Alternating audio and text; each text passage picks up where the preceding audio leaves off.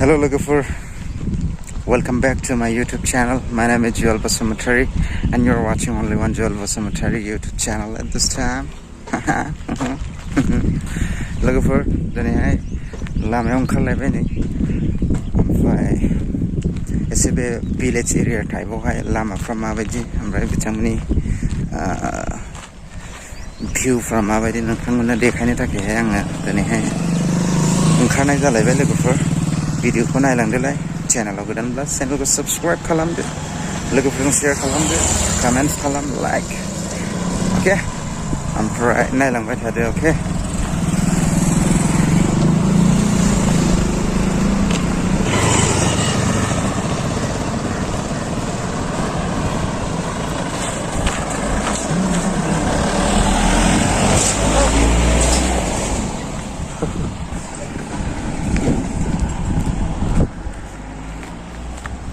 सिनायदों बे आंखौ, बै जोंनाव थांबाय थायो नालाय ओंखायनो ओइ होनलांदों आंखौ आरोखि.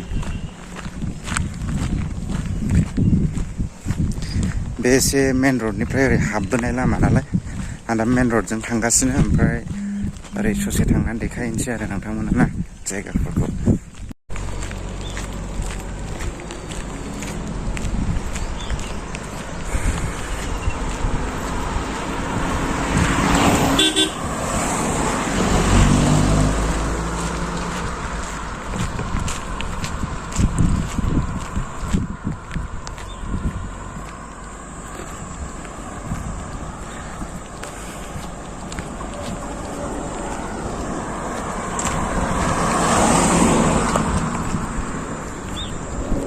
gami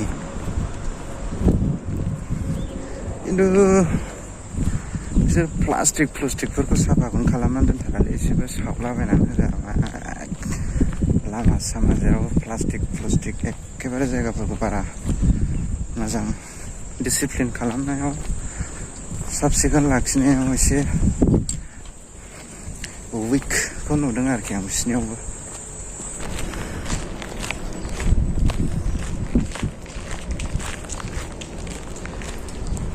मा कम्पानिथाय बेयो? ओरैहाय बांद्राय कम्पानि गैया लोगोफोर बे साइडजोंना. टार्मिनालि गेटनि खाथियाव आरोखि बेयो ना. टार्मिनालि गेटनि सबसे सोनाब, येलेंकानिफ्राय टार्मिनालिसिम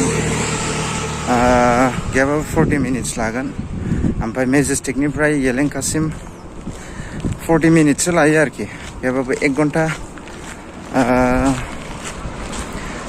20 मिनिटसोनि लामा आरोना बेयो मेजेस्टिकनिफ्राय. एसे माने बिल्ला बायदिसिनाल' बांसिन दङ आरोखि बे साइडजोंहाय.